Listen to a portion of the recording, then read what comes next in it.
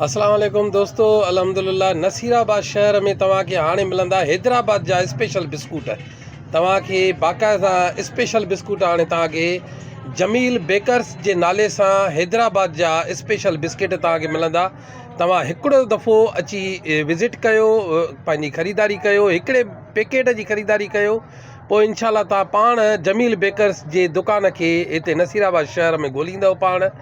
अल्हम्दुलिल्लाह नसीराबाद शहर में ज़ुल्फ़कार शेख वटि जमील बेकर्स जी एजेंसी हिन वक़्तु मौजूदु आहे ऐं बिस्किट बि मौजूदु आहिनि। माशाल्लाह तमामु बहितरीन स्पेशलिस्ट बिस्किट आहिनि।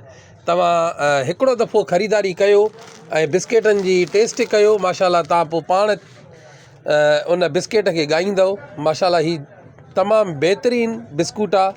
ॾिसो हे रस्केक आहे, ही रस्केक स्पेशल रस्केक ठहियल आहे।